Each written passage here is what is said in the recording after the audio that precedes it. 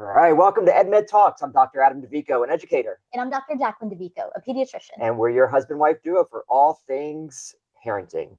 And we are not alone today, are No, we? not at all. We have a very special guest, and actually, this is our last episode of our season. Yes, yes. So So I what, think episode 60? no 70, 70? Oh my 70. goodness. We're on Yes, 70. That is crazy. episode 70, and we have a great way to celebrate it. So I'd like to introduce everyone to Dr. Diane Arnaout. How are you? I'm great. How are you guys doing? Congrats on 70. That's amazing. Thank you. Thanks. It went by, I guess, quickly. I don't know. Well, depends on it's all Probably relative. quicker for you than someone who initially started out very camera shy. That's true. That's true. Well, Dr. Diane, welcome to EdMed Talks. Why don't you give a little bit about you for our viewers? Sure. Well, my name is Diane Arnaout, and I am a general pediatrician in Fort Worth, Texas. And I've been practicing now for about 15 years. Somewhere along the way, I started writing online about all the common questions that parents had for me and a lot of the common misconceptions I'd seen in my practice. And my social media platforms kind of grew over time. And I decided to take all those writings and sort of to put them in a book. So, I have a new book coming out called Hiccups. It's about parenting in the first year of life. And I'm just excited to talk to people. There it is. I'm excited to talk to people about it. And I hope I always, say it is data-driven advice with a warm hug. Like there's nothing harder, I think, than that first year of life when it comes to parenting, especially your first baby. Um, Absolutely. do you agree with that? I still think back 100% to yes. I wrote about, the first child I had and how I went. I don't know, you kind of go into it a little cocky because you're a pediatrician, because so you think you kind of know what to expect. I Um, think so. I was a little different. I had a child before starting medical school. ah, So it was a that's little. that's its own challenge. Oh my gosh. Definitely, yes. And then I had my third year of medical school. So it was so I had kids before becoming a pediatrician. Ah, But yes, I've gotten almost halfway through and it's exactly the same stuff that I tell my patients all of the time. It's the first year it's confusing and you can't control. There's so many things you cannot control. absolutely. And I hope that the book gives parents a little, like, I hope it encourages to give themselves a little grace. There's a Yeah. lot of there's a lot of information in this book about my own journey. And I wanted parents to understand, like, even doctors don't know what they're doing sometimes, and it's okay to, like, give yourself some grace and realize that it's a learning process for all of us. And most of the time, if you go with your gut, like, you're gonna do great. But there's definitely a trend of concerns that I see from parents in that first year. So I thought, why not put all these common questions in the same place? Why not make a book that has like, so that, you get about 15, 20 minutes with your doctor in the room. There's probably a lot of questions you forget to ask or don't have a minute to ask. And so I'm hopeful people find answers in it, for those moments. Gonna say, is there a humbleness that has to come with like that curse of knowledge of being a pediatrician and then becoming a parent? Is Oh, there a yeah. humbling Oh my experience gosh. associated I with mean, it? I'm pretty sure I wrote about my ravaged nipples at some point. I kind of cringe to think about my dad getting a copy of this book. Like, but no, there's a lot of humility there. The book opens up with me crying in my driveway. I don't know if you remember that part. So, Yeah. Yeah. um, I had a C-section with my first child. So, they slice through your entire abdomen and then 3 days later kick you out and say, good luck, and here's a Yeah. baby. And Yeah. good luck Yes. surviving. And I Um, Yo, remember my second was a C-section, and I remember comparing one of the other medical students when I was in med school. He had broken collarbone, mhm. and I remember he had 3 times the amount of pain medicine that I got, and I was like, "You've got to be kidding me!" Right?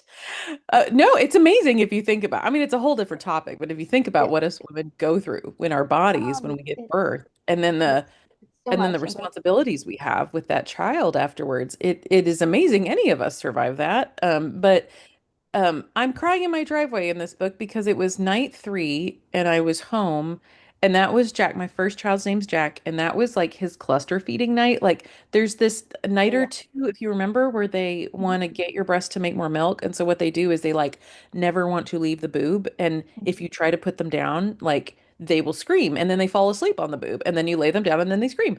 And it Yes, it and it's happened that night from awful. like 10 p.m. to 4 a.m. And Yeah.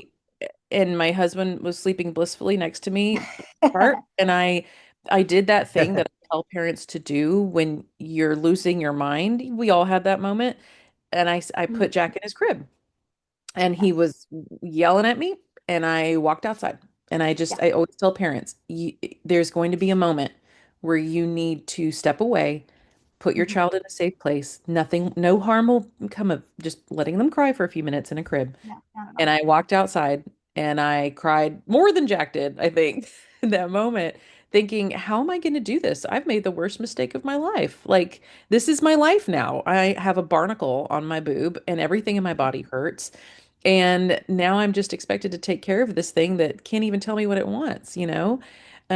Anyway, it's not all doomsday, of course, and there Yeah. were such sweet moments, but I just wanted people to have a sense of like, hey, it's okay if this isn't easy. And it's okay if you have like a ton of questions and you don't really feel prepared. And I think there's no change in your life as like ground shaking as having your first child, you know? And so it's a beautiful time, but it's also freaking hard. And so hopefully someone somewhere reads that and thinks, okay, I'm not alone. Like it's okay to not feel like everything's okay, you know?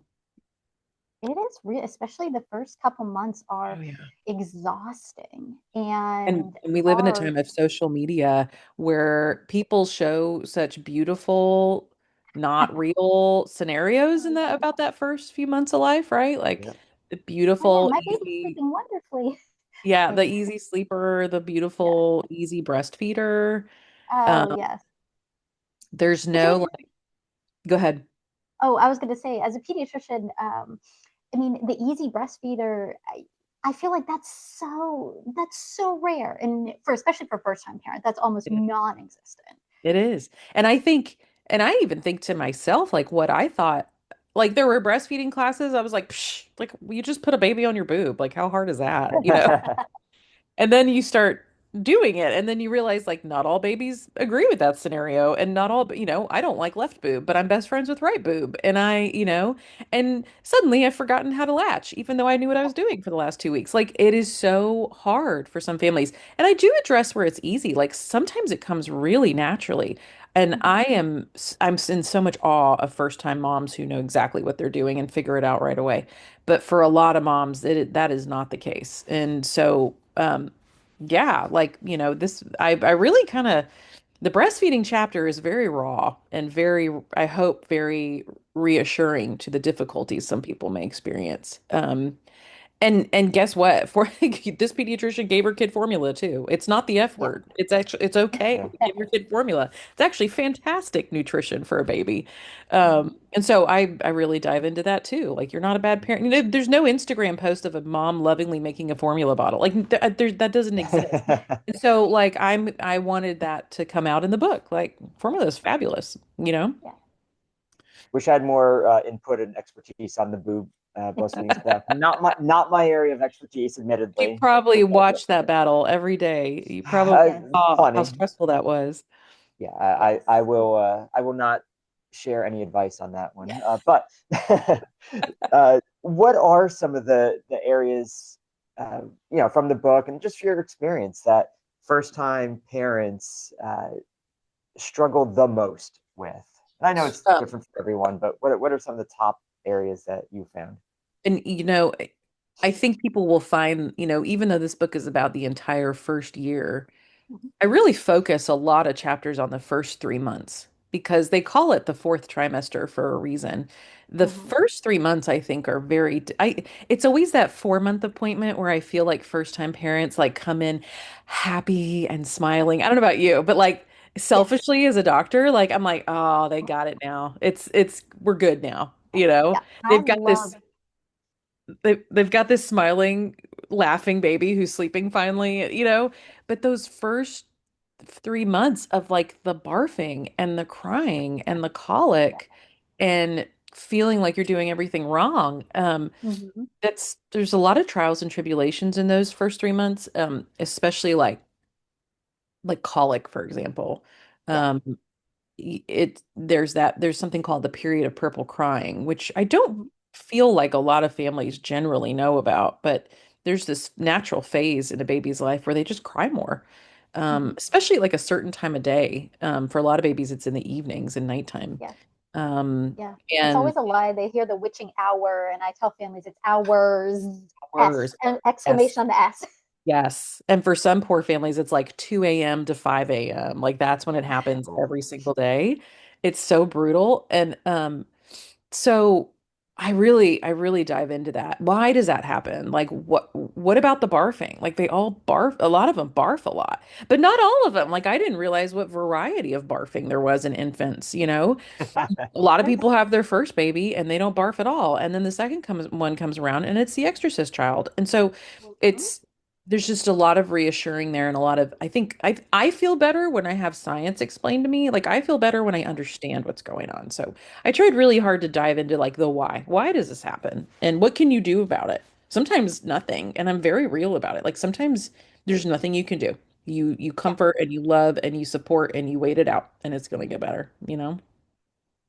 I did notice that, but I really like a lot of the explanations you give behind the whys. And I think that's helpful explaining to parents. I do that a lot in my practice too, is tell them, well, this is why this is happening. But Exactly. yeah, now you can actually talk about the spitting piece because we had, yeah, we had an exorcist child, our yes, second one. yeah, Definitely an exorcist. yeah, His nickname in daycare, the people there, his nickname was Spitty. yeah, Like It's pretty that's how frequent. yeah, And they endearing. have a wide data set of yes. kids. So I mean, for our kid to get that nickname, he earned that. Not only that, Impressive. but his teacher said in her 20 years Yeah. of being at that daycare, she had never seen a child as spitty as that spit Doesn't up as much as ours. And I was like, thanks. Yeah. doesn't that just warm your heart as a parent that you No, have I It the, mean, does. It the was great. barfiest But here's the barfer? thing. Oh my yeah. goodness. And he was the classic, so we call them happy spitters when they're happy. They just drink a little too, and then they spit up and they're not in pain and they're gaining weight. Fantastic. And there's nothing to do about it. And the daycare ended up being like, oh yeah, he needs to go on some medicine or he needs, I'm like, guys, no, he's a happy spitter. Yeah. Well, he would also, he just loves to eat. And he Yeah. actually still kind of loves to eat, but Yeah. he was the kid who they would give him, I tried to pump and keep up, but usually it'd be like breast milk, breast milk, breast milk. Then Thursday I would have to switch to formula because I could not Sure. keep up. But he would Sure. guzzle 8 ounces at a time because if you pulled that bottle away at 7.5 ounces, he would scream bloody murder like he hadn't been fed in a Mhm. week. And so he would guzzle 8 ounces and then it'd come out. And then chuck a little bit of that up. And Yeah. Yep. it's so I tell parents this is a laundry problem, not a medical Mm-hmm. problem. Yeah. Yep. And Yes. And I it like definitely is that. a um laundry problem. That's a great some people explanation. don't like that. Some people do not like when I say that because, and I don't want them to feel like I'm blowing them off. I remember so many times Jack was my barfer and I mean, it just like scares you. Like it's so much. And Yeah. it's all I remember one night, oh my gosh, I nursed him. He was nursing well at that point, and he ate and ate and ate forever. And I was like, oh, tonight's the night I'm gonna get like 4 hours of sleep in a row. It's gonna be amazing. He ate so well. And then I go to, I change his diaper and I go to put him, and I swear that kid, like, when you're soaked from like shoulder to knees, like he threw, I mean, the splatter on the floor. It was Yep. so much Yep. barf. All the And I just thought to myself, he just barfed up everything he ate. And that kid slept 6 hours that night. So it just goes to show, like, yeah. sometimes there's a lot that stays in, and he did great. But I joke with parents all the time, a stain the size of a dinner plate is 1 ounce. 1 ounce of, and there's a couple videos online. You can actually see a nurse doing that. Well, they'll Oh pour it yeah, yeah. on Pouring the liquid, or even yeah. taking a teaspoon and pouring it. Yeah. Yep. It looks like so much more than it actually is. Yeah. We're on a roll here. We've had boobs and spit and Barf. vomit. I mean, barf. Should we That's go to poop next? I It's mean, time for well, poop. that's Yeah. actually a very common newborn I question. know. I'll tell you, parents have so many poop questions. Yeah. They sure do. What are your favorite poop recommendations or go to? You Uh, know, it always fascinates me how much parents worry about poop. I guess it really goes to define poop as like such a normal bodily function that we really freak out if our kids don't do it on a regular basis. But I always Yep. tell parents, like, I mean, sometimes you're just not regular, right? Like sometimes you poop several times a day, sometimes you poop like once in a few days. Babies are the same, and there's just like there's this point, and it's usually around like 3 to 5 weeks where they suddenly go from pooping with every single feed to, Mm-hmm. and it's kind of overnight. You've probably seen Yep. this in your practice too. Like Yep. overnight, Oh, they I just warn like, parents about this all the time. oh yeah, it just like stops, and they decide, Mm-hmm. and it's like their gut decides, okay, I don't need to extract this like a little bit of a time. I can just like gather it all together and then all come out. But I'm not going to poop for like 3 days, and I'm going to freak you out. And Save Yep. it I mean, up. I think one breastfed baby, the record I have is 14 days in a breastfed baby. Okay. Uh, Wow. Yeah. yes. Yep. They'll go And a long time. Now It's that a long baby time. really we worked with that family to, try to get it to, and they weren't even constipated. It was just, I yep. think there's this phase where they're like consolidating their poops and they're absorbing as much as possible from that milk because they are growing so rapidly. There's just not much left over. And so suddenly they'll go from pooping 10 times a day to nothing for like Yep. 3 days. And Yes. it is a completely normal phase. And I spend a lot of time talking about it. I also remind parents it's really hard to poop laying down. We take for Yes. granted how much Oh yeah. Yeah. gravity really helps us with pooping. And so Mm-hmm. think about pooping laying down and Never like thought how, about yeah, that. you really have to engage your pelvis, engage your core. You've got to move, you've got to work, you got to grunt, you You get gotta purple in the squirm. face The a baby little bit. squirm. That. Yeah. Yeah. And so parents worry a lot about that kind of activity when the Yep. kid's trying to poop. And I'm like, hey, next time you gotta poop, Yep. lay down. See how that Yep. feels. It's kind of uncomfortable. Try yourself. Enough Yeah. parents, so we call it infant dyschezia, but Yeah. so enough parents worry about it. There's a name for it. No, exactly. Exactly. So I kind of dive into it, but I don't want to lose people in the medical terminology. I just yeah, yeah, yeah, yeah, yeah. Yeah. it's just it is such an interesting phase that some children really struggle with a lot more than others. Yeah. But again, it's why I focus so much on those first 3 months of life because Mhm.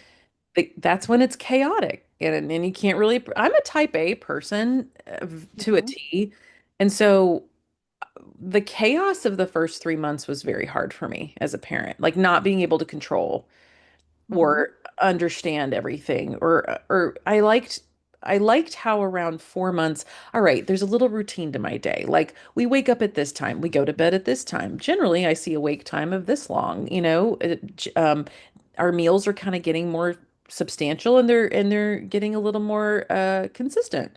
Um, I loved that sort of, I don't know. I loved that control that I felt like I got maybe around 4 to 6 months, but prior to that, it was just the chaos of the first 3 months. It was rough. You knew who was in charge those first 3 months, and Oh it's yeah. not Well, you. they're still in Yeah. charge. They're 10 and 12 and they're still in charge. Well, yeah, Yeah. yeah. We'll get back our freedom one day, and One day. we'll go from there. So, what in your book writing process? What what were some of the hurdles? What were some of the things? This is your first book, and so Hmm. what were some of the learning curves you had That's a to great figure question. out? Um, Probably the hardest part of my book, if I'm going to be real, was sort of like organizing everything in a, I mean, this is boring, but like there's so much that I talk about with babies that I wanted to organize it in a way that parents could find what they need. And I go into this at the beginning of the book. I always tell folks, you don't have to read it from cover to cover. That's not how it works. You can grab it, read a couple sections in a chapter. It's all question and answer and you can put it away for a while. But I wanted it to be that way. I wanted it to be where you didn't have to read this chapter to understand this chapter. Um, but again, like I said, I wake up at 3 in the morning and remember things that I didn't put in there. For the most part, I think it's all there. But um, and again, it's just to fill in the blanks for parents. For if parents, parents get that one-on-one time with their pediatrician that's so important every few months in that first year. but there's always something you forget to ask. And so that's the hope that people can grab it just for a quick answer. No, and I think it seems to be, I think it's laid out very logically, and there's so many topics that are interconnected. So I'll notice as you're going through and you kind of briefly mention a topic, you'll say in more detail here in case parents want to read more, because there are so many topics when it comes to, we'll say feeding and spitting up or fussiness and spit, that really interconnect. They do. And there's an immune system chapter, but then like I also dive into the immune system in the illness chapter, like what, and the vaccine chapter. I really wanted that immune system chapter was really important to me. I think people really underestimate how amazing our immune systems are, how many parts there are to the immune system, Oh, and how how our immune system changes when we're born to just a few months in. I thought that was really interesting. And so I plunked that right in front of the vaccine chapter so that people could understand how vaccination works and why our immune systems are amazing and can handle vaccines and illness at the same time or more than one vaccine at a time.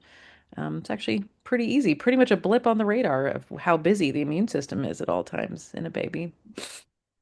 I think it's important because with so much misinformation out there and cloudiness in social media, you have a lot of parents who I think just don't know who to trust, and they want to understand. And so I think it's really helpful that you in this book kind of break it down very simply, and it's easy to understand even if you don't have a medical degree and you didn't do a section in med school on immunology.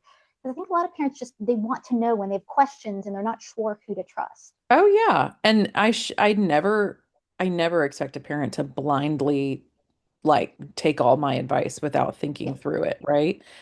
Yeah, I right. wonder if I wonder if in generations past that was more expected.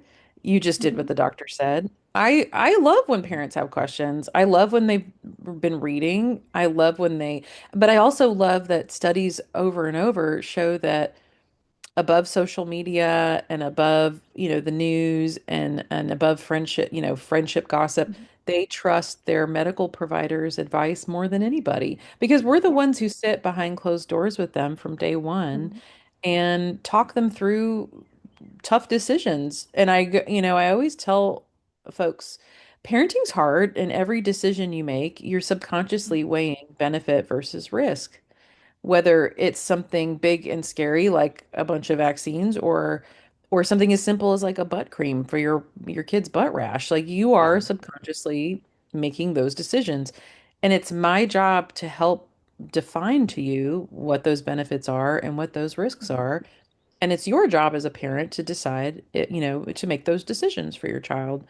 And so that's my goal is to provide all that information for people so that those decisions are easier, including things like not just vaccines and stuff, but like starting new foods. Yeah, Mm-hmm. yeah, kind of when to start. Scary idea of like introducing peanut really early in a Mm-hmm. kid's life or just stuff like that. Like I think education is empowering for a parent. That's why I Yeah, started writing online. The more you know, the more empowered you feel, right? That you're making the right decisions. And so it's never been so hard to be a parent. There's so much out there. It's so hard to know what to trust. it is. It's information overload out It there, is. and We were I, never, I as humans, were never meant to know all this bad news. Like, no, you definitely know, not. like I read a story of a kid was playing outside and a tree branch fell and right on the child and the child died. This kid was playing in the backyard and this child died, and poor thing, in his backyard. And I just thought to myself, never meant to know. I acknowledge this poor family and what they went through, but I was never meant to know this. Back in the day, we didn't know all these things, and so we didn't live in such fear all the time, you know? So I really do feel for parent. I'm a parent of young kids still, and I read things that terrify me and, you Mhm. know, Yeah, makes me rethink maybe fun activities that we might do because I'm so worried. But so I feel for parents. I really think it's hard to know who to trust and, you know, hear all the It's definitely a tough time to be a parent, and uh, we're from both the information overload and just the pressures of social media, inadvertent pressures of social media to be the perfect parent, and Oh yeah. how quickly you can be villainized for, whatever decision you make, because anything you do, if you say A, someone out there will say B, Oh yeah. and someone else will find a reason that you were wrong, and Yes. it's a tough time. I wrote on one of my posts that like there's this whole concept of keeping up with the Joneses, right? Like Yeah. like keeping up and in the 1990s, keeping up with the Joneses meant like looking out your front window and seeing that your neighbors had a new slide for their kids to play on. That was the extent of it. Yeah. Yeah. But Yep. now now you get to see what every neighbor in America is doing Oh, and around the world. Yeah. around the I mean, world. around the Exactly. world. I And could see what my Australian neighbors are doing if I wanted. yes, and what they're doing better than you. And Yeah. it and social media is fake and it's curated and Mhm. it's I just hope parents remember that and know how to step away. I struggle with stepping away. It's so addictive, but Yeah. I unfollow. I like to think I unfollow anything that makes me, even if it's a great post about something, if it makes me feel bad about what I'm doing, I tend to just unfollow the vibe. I unfollow the vibe because Yeah. I've got to keep my life as positive as possible. Most of what I watch these days is just cats and dogs doing funny. Yeah. I So don't know. your That algorithm makes you happy. your Yeah. algorithm has I've found your really perfected the algorithm to be like yeah, people eating stuff and then cats and dogs. Yeah. that's Yeah. fantastic. Well, Yeah. and I think it's important for parents to realize, yeah, they may be like, they may have their things and they're doing so amazing with this. And then every kid struggles with something. Yeah. And I've definitely have taken care of families whose parents are so even better. I'm picky eating, like preventing picky eating is kind of one of my things. But Yeah. I'll meet parents who what they feed their kids is so much better than what I do. Oh, And you see the yeah. opposite end of the spectrum. And then you see parents who are so great about making sure their kids get exercise or so great with getting their sleep routine. And it's what families decide to focus on. And no one's Yeah. gonna be fantastic at everything. One thing I caught myself doing this. A lot of my friends and then just people I follow on social media have their kids really involved in sports. Mm-hmm. And my family is just not a family that's a sports family. We just Yeah. carry interest in other things and we sort of focus more on, outings and adventures and reading and, anyway, and art even. And I just thought to myself, am I not signing my kids up for enough sports? Like my friends are doing the big, like the competitive, like travel to different states sports. And I caught myself in it too. Like it's just so Yeah. easy to do. And the answer is no, that's not for everybody. And that's okay. Like it doesn't mean of less quality of a parent because I don't really push my kids to do competitive sports very often. So, even I'm victim to it all the time. It's just something that, again, we're comparing ourselves to the Joneses in such a Yeah. universal, broad spectrum way now that it's impossible to keep up. Trying to survive. Jacqueline and I have joked around. We're going to write a book called Mediocre Parenting, and we're just going I to. would like, I would like to be featured in that book, please. There we go. We I would fit how that to bill. how to be a mediocre parent. We are absolutely fine with mediocre parenting. Like that's our goal right now. Oh Kids yeah. are alive. Let's do You it. know, and there's something to be said for that. Like I'm working on a toddler book right now, and there's one section I'm writing about called Do I Have to Play with My Kids All the Time? Because I Oh, yeah. feel like there's a lot of pressure to like be on the ground playing pretend and building with kids and I even dived into like studies about independent play and like Mhm. independent play is so important. Like it's Yeah. important to sort of Yeah. like not ignore, but kind of ignore your kids for a little bit. Go be a mediocre parent and do something else and let your child's imagination grow and problem solving grow by playing by themselves, you know? Oh, Yeah. go Um, get a drink. Yeah. yeah, Well, mediocre parenting. yeah. Yeah. Yeah. It Well, works. that's something I feel like I see when I have families that have a large number of kids, ends up like starts in the four, the fives. I notice, especially those younger children, they're just they know how to not always be the center of attention, and they know how to entertain themselves. They know how to come into an environment and just play and be happy. And so there is something to be said for, and I'll use air quotes around it when I say lazy parenting or mediocre, but it's really not. It's just kind of letting your kids exist and recognize, hey, you are not always the center of the universe 100% of the time. And that's okay. And that's actually a good thing for kids It and is a good families thing. to know and learn, because nobody's the center of the universe all the time. And if you feel like you have to be, then I'm sure there's lots of mental health that will come later, mental health issues that'll come later from that. Yeah, but I think it's like almost like a generational thing. Like I love my parents. They were amazing parents. They still are. I owe so much of my success to them, but I can't remember a single time that my mom played with me. My mom took care of me. She loved me. She put a roof over my head. She fed me my meals, but I can't remember a lot of playing with her. I don't know if you guys do, because I think that generation of parent, I don't think they did that very much. She just shooed me out the back door. I was And going to say, I got kicked out of the house. yeah. Yeah, a And lot. so, but like I mean, I think I ended up pretty okay. Like, I think I'm pretty well-rounded and pretty, you Mediocre know, adults. We're going to be mediocre adults. I, I'm good I, with that. but at this, it's just something to be said for that. Like, we didn't need that growing up, and I don't think our kids today.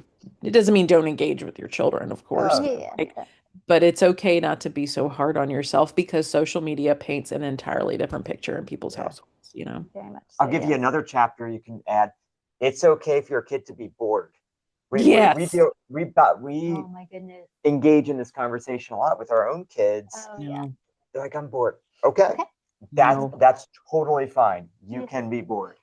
It's Yes. okay. I Yes. remember whining about that as a child too. And my mom would look at me and say, then do something that will make you not bored. Yeah. Yeah, yeah, yeah. Yeah. That's And I'm guilty of like picking us up and going to the zoo sometime. I mean, I need to work on that myself too, because I think as any parent, we don't we want to provide as much as we can for our kids, but we can only do so much. yeah. And it's absolutely fine for them to be bored. And it's absolutely fine to turn off a screen and say, we're screen Yes. free the rest of the afternoon. And Yes. you just need Very to much so. whatever you need to do to get through the afternoon. And that's always the times I hear my kids giggling and having so much fun the most. Like Yeah. they've built some kind of fort in one of their rooms and have really just imagined a whole scenario out. It's so fun to watch that, you know. And if I hadn't told them to turn the screens off, it would have never happened. No, it definitely will not. Yeah. So, Well, as we start wrapping up here, I wanted to kind of give you the floor one last time here to share kind of what's your best parenting advice. We talk about so many different facets, and if for especially new parents out there, first time parents with the babies, what's kind of like your go-to? I like, you know, go with your gut. I just wrote that. Just wrote those. So I started the behavior chapter in the toddler book recently, and some phrase I just keep going to is go with your gut. Like there's a lot of different ways to raise a child, and there's a lot of different quote unquote parenting styles. And guess what? There's not a right or a wrong one out there. There's one that's right for your family, and it's okay to go with your gut. Whatever feels right for you is probably the right way to go. Um, so I think that's my best advice. You don't have to compare yourself to the Joneses. You can do what feels right for you. And I love that. the fact that you care Yep, It's makes you a huge. great Yeah. parent. absolutely. Well, this was awesome, and for everyone out there, this is Dr. Diane's new book, Hiccups, and it'll Hiccups. be available on Amazon, I April assume. 2nd. April April 2nd. 2nd. Nice. All right, so April 2nd. Yeah. Is it open for pre-order yet?